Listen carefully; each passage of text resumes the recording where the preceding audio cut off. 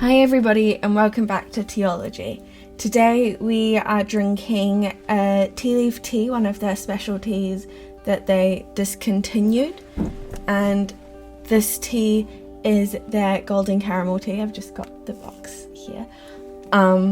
So their golden caramel tea, and it's got black tea and like candied caramel bits in it that are covered with gold, and there's little gold flecks through it, so like their little gold flecks, as you can see, and the gold caramel pieces, which are quite nice. Quite a sweet tea because of the caramel. I quite like it. And this tea is related to today's focus because we're talking about the three wise men, well, not the three wise men, but the wise men.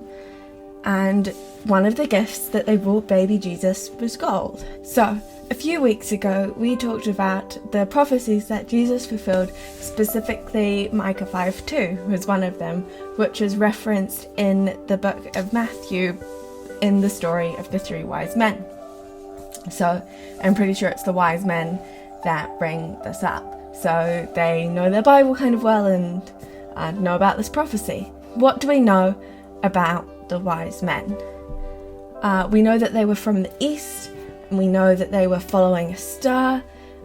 They somehow knew that this new star meant that a king was born.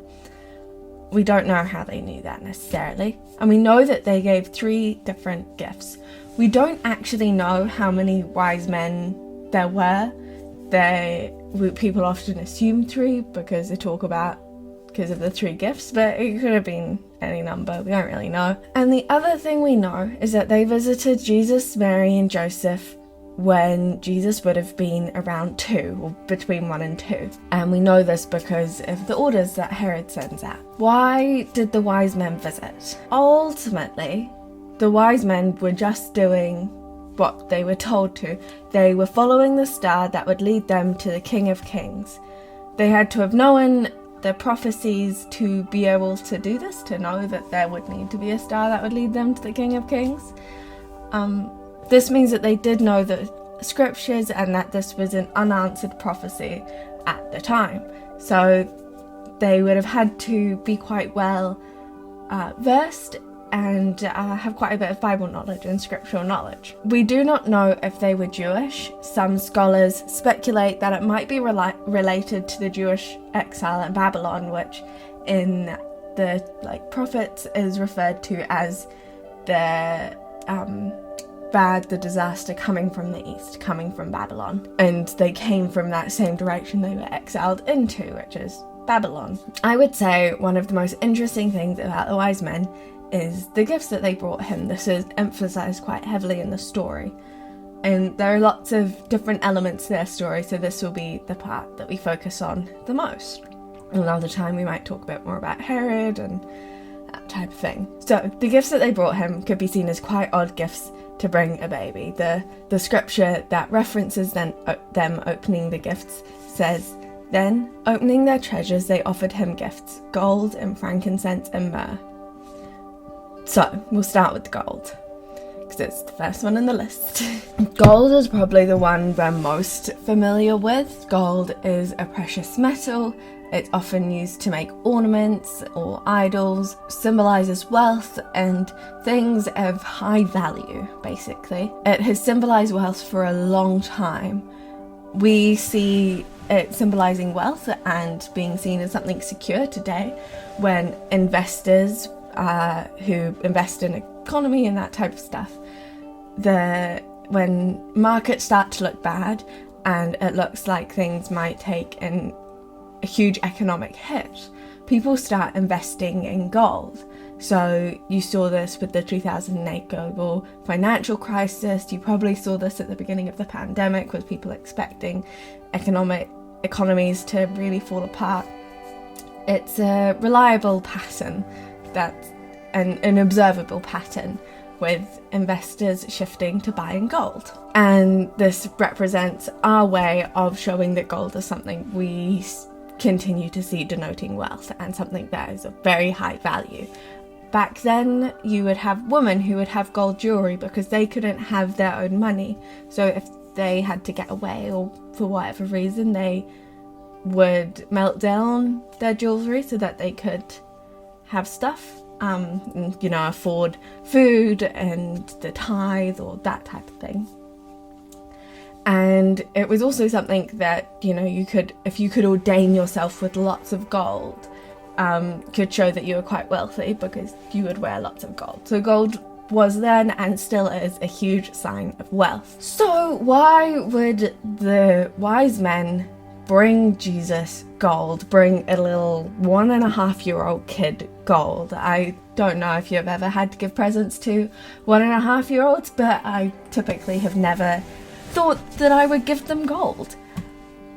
So, gold is a sign of wealth, and often in those times, kings had gold to represent that they were of high value and wealthy. And so, gold here is quite metaphorical.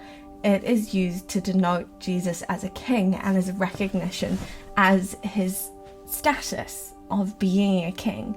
So, the reason he got gold is he got gold. Now on to number 2, frankincense. Frankincense is probably one of the ones we're less familiar with, and frankincense is a hardened gum that is taken from certain types of tree. So like it's a type of resin gum. One of the things that makes frankincense really valuable is the oil has been seen as quite valuable. It's often used as a scent in incense and perfume. It's still used in perfumes today. For use commonly today, it's, believed to have health properties and used in aromatherapies by people who tend to strongly believe in the usefulness of essential oils. Back in Jesus' time, it was commonly used as incense and is something that would be lit for worship. The wise men would have brought Jesus frankincense to denote worship and to show us and show him that he is to be worshipped, and that with gold he is a king, frankincense for worship. And lastly, and this is probably the most bizarre one to give to as like a baby gift, basically, and it's myrrh. Myrrh is also a gum that the oil of is particularly useful. Today, myrrh is used for its aroma and as a fixative in cosmetics, so to help like fix things and stabilize things in cosmetics. It's still used as incense and was once considered one of the sacred oils along with frankincense.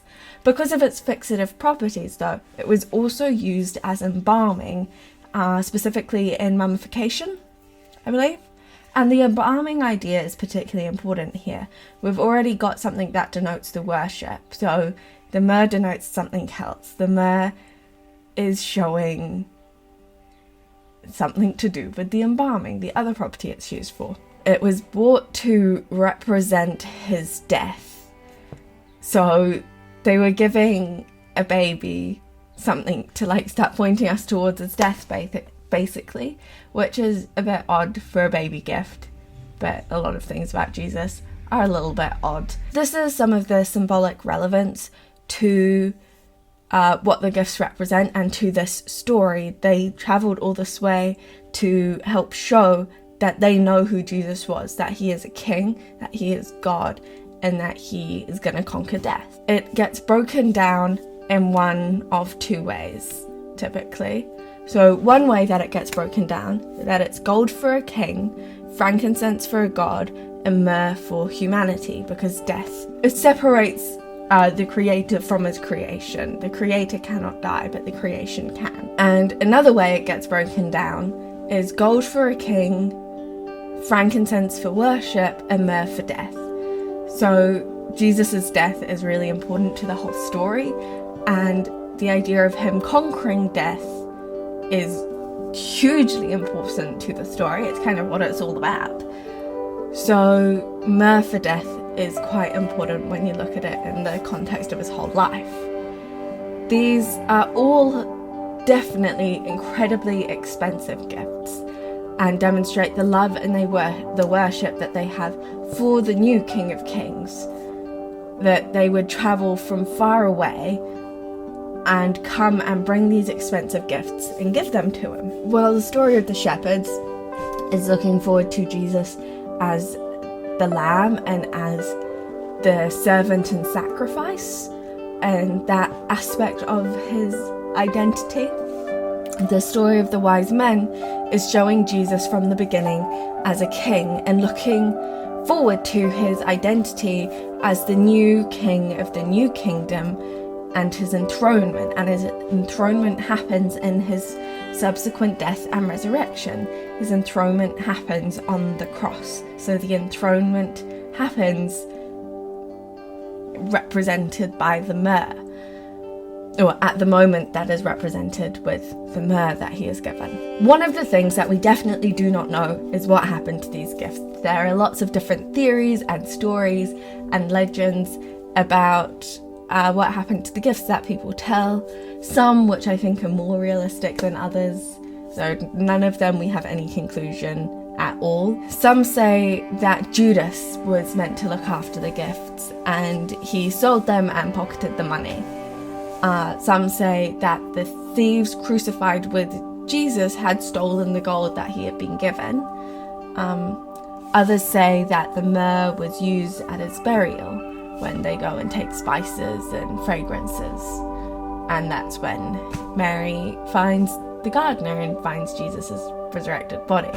However, the one that I think is most likely, but however does have just as much support as the others because we really don't know what happened, is that they were sold when his family had to flee to Egypt to help them get set up there. So it was used to help them get there and get set up there so that they could escape Herod killing all of the babies, which is what the wise men warn him about. However, we don't know, and there are so many things in the Bible where we just don't have answers for them, and we probably will never know, at least not on this earth, and ultimately it wasn't considered important.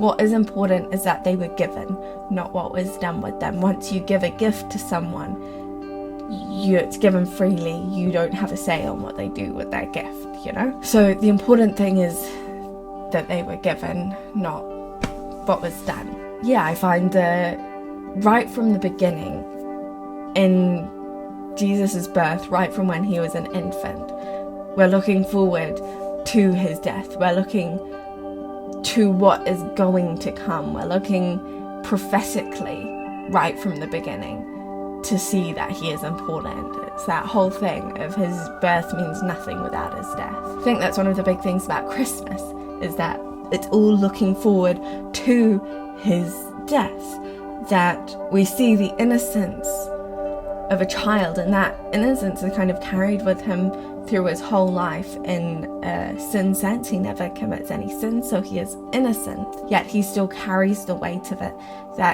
of our sins, so that we can share in his cleanliness and holiness to be able to be in the presence of God.